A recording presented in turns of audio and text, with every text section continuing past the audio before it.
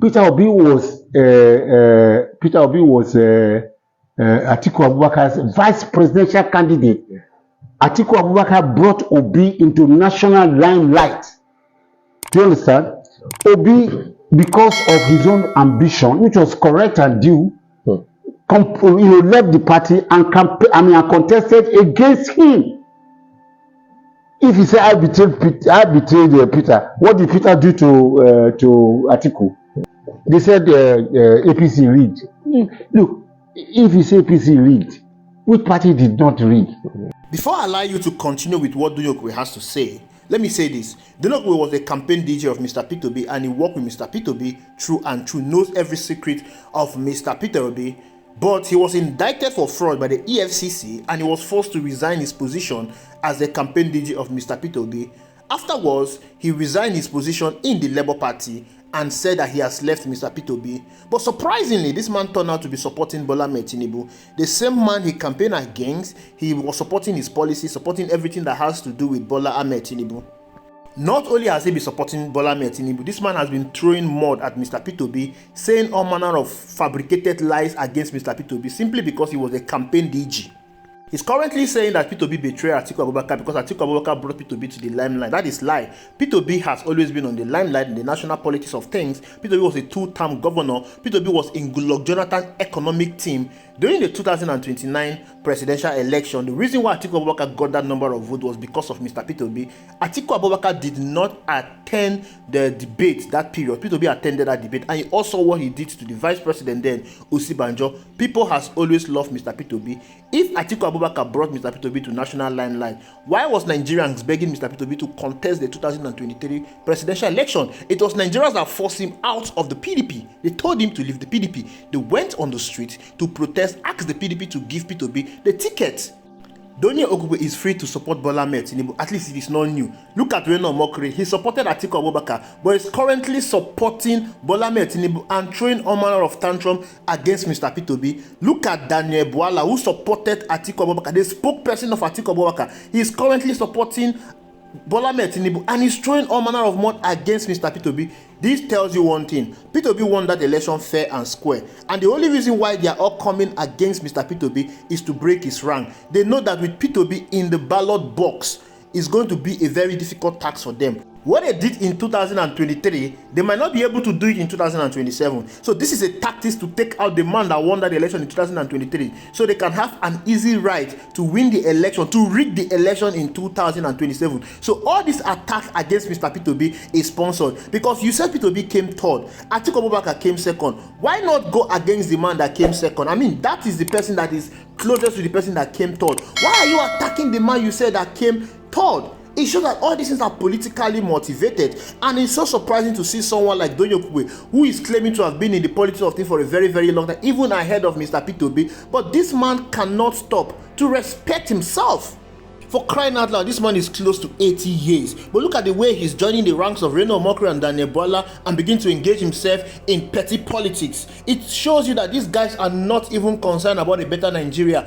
All they care about is their own personal pocket. They want to be in power. They want to be in politics so they can have access to loot the economy. If you tell me that you believe in Mr. Peter Obi, how come you no longer believe in him just barely 1 year after being with him? It is so pathetic. I'm going to leave you a message of what Dele Momodu said about Doyin Okupe before I allow you to watch the full clip of what Doyin Okupe said about Mr. Peter Obi. And do you understand my point? So, as far as I'm concerned, I say that I betrayed Obi. How can I betray Obi? How? There's nothing to betray. Number one, I came into politics in 1978. Obi was not anywhere, even I think he was just completing whatever he was doing. So, my life and political destiny cannot be tied to the ambition of Peter Obi. It's not possible now. Destiny and what I do politically cannot depend on Obi's ambition.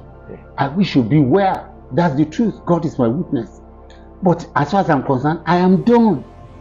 We wanted to achieve something. We didn't achieve it. But another Southerner, won, which was our original aim. So, indirectly, God has answered my own prayers. And to make matters worse for me, the man who won is from the Southwest and is a very good friend of mine. It's politics that separated us. I cannot but wish him well. I didn't vote for him bad enough. I didn't support him bad enough. But now that God has put him there, why should I be against him? I cannot be. And that is not a betrayal. And if you say I betrayed Bola Tinubu, Peter Obi was Atiku Abubakar's vice presidential candidate. Atiku Abubakar brought Obi into national limelight. Do you understand? Obi, because of his own ambition, which was correct and due, left the party and contested against him. If he said I betrayed Peter, what did Peter do to Atiku? It's not fair. In politics there are no permanent enemies, only permanent interests. It is Obi's interest in the 2023 election that made him to go on collision course against his former master. In my own case, Obi was never my master. I was his supporter. So if I supported up to a point and the thing didn't work, and I say I'm going back, to be myself, how can that be an offense? It's not an offense. But so how do you see the current political situation in the country? What's your take on all the dynamics? Yeah, look, Sheye, till I die, I will only and always speak the truth. I don't care. I've just told you. I have nothing, no more. I have nothing else to lose in this world. The greatest and the most important thing to a man is his life. I have lost it last year. God just gave it back to me. So I am living, it's a lease. Which one is my own? Bola Tinubu, if I see him, I will tell him he must have lost his mind to want to run for president of Nigeria after the devastation, decimation that Buhari did for 8 years. Buhari destroyed this country, ruined its economy almost beyond repair, and nobody spoke. It's a hypocritical country. Nobody spoke, nobody demonstrated, nobody shouted, not a word from anywhere. So somebody now comes and I have been part of 2 presidencies. I know for a fact as an insider that the issue of dropping the petroleum subsidy, of removing it, has always been there. In the Obasanjo's regime, we dodged it.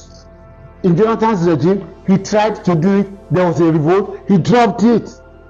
And now this man comes and faces the bullet and says, we must stop it. And he stopped it. Some people said, why did he, he didn't prepare. He shouldn't have done it on day one. If he didn't do it on day one, he would never have been able to do it. Because people, MLC, labor union, student union, clergymen, all sort of traditional rulers, everybody, will convince him not to do it. And the country will have we are dreading where we are now. It will have been worse. And people are saying, people are not fair. Before, the maximum amount of money that was shared at FERC was about 650 million. Today, at FERC, because of the revenues inflow from this petroleum subsidy, they are sharing, every month something in excess of 1.2 trillion. So the states are earning almost double of what they used to earn. So ideally, they should do a lot more at that grassroots level. But everything that goes wrong, it is our nature. We look at if somebody is electrocuted in Peru, in my hometown, they say it's NEPA, and they say it's the president. What's that? What's that? That's not correct. So, but by removing the petroleum subsidy, and at the same time trying to equalize the foreign exchange regime, it has brought untoward hardship to the country. But the government haven't realized the situation with them. I'm not part of them. I'm just like you. I'm reading what they are doing, and I'm objective. I have objective mind. I am not biased, and I've been in government before. I know how government works, so I can appreciate what they are doing. They are doing a lot of. They've done palliatives. Palliative is not working. They're doing, they want to engage in a massive food deportation. They're doing so many things. So many things they're doing to ameliorate this suffering. But guess what? A couple of days ago, we heard that Dangote refinery will be on stream in August. Port Harcourt will be on stream. Port Harcourt, Warri, Kaduna will be on stream in December. By January of next year, the NNPC said we'll be net exporter of petroleum products. But definitely, I know that the petroleum price of petroleum products is going to drop. Once it drops, it will affect the prices of, carriage of goods and services. So food inflation will also drop. But this, it will take time. And once I was asked to assess Tinubu's regime, after his 1 year in office, and I said that is rubbish. There's no government that has inherited a worse economic scenario than this Bola Tinubu's government, and it is self-inflicted. He did it by himself, but he was brave. He's courageous. We are not going to kill him because of that. Do you understand my point? We should encourage him, and make sure that government is on the right path. I agree with those who are saying that government and government agencies and personalities are not showing enough self-example that things are bad. Even some of the things that officers of government, the way they talk, it's annoying. It's annoying. But people are who they are. You can't be president and be senator and be House of Rep and be local government chairman and be governor at the same time. Some other people will have to be. But they're Nigerians. We Nigerians must change our mindset about public office and what we do with public funds. We must change them. We must change it. That's So I know that 40% of our foreign exchange expenditure is spent on petroleum products. So if by December that ends, when you pull out 40%, of the demand pool for foreign exchange, the value of exchange also is going to drop, because we are spending about 20 billion or something, a month on importation of petroleum products. If that demand is no longer there and we're no longer importing petroleum products, definitely, the naira value will come down. And also, there has to be a reasonable balance in the naira value. It's not in our interest for the naira value. The journey between Peter Obi and I was based on our repulsion for a northern candidate to succeed Buhari. We wanted a southern candidate in our party, and our party was not going to pick a southern candidate, so we left it. But our union, our cooperation, the basis of our political association between Obi and I was that we will fight for a southern candidate, which in this case was him. So we went for the election, and we lost the election. People say I should not say we lost. We lost. They said APC rigged. Look, if you say APC rigged, which party did not rig? Which election had not been rigged since 1999? I'm a practitioner. I took part in all elections in 1998. In Nigeria, from 1998 to date, were rigged. Was Tinubu the one conducting them, or was Tinubu the one contesting at that time? It's not true. So we have a bad system. Let us agree, and we must look at it properly and reform it for our own good, so that it's not judges that will be determining who the governor of the state will be, who the president of the country will be. Look at the election that we held in America. Nobody went to court. It has been held in UK. Nobody went to court. It has been held in there's no need to go to court if the elections are transparent and flawless. You understand my point? So as far as I'm concerned, to say that because the election was flawed, then nobody won is not true. I was the Director General of the Labour campaign organization, President Campaign Organization. We ran, a most fantastic campaign. You know it yourself. Yes, sir. We did a lot of mobilization, but we had our flaws. We had shortcomings. The party was, grossly and inadequately arranged to cover a national election. We didn't have what it took when the structure that covers the country was not there. We didn't have it.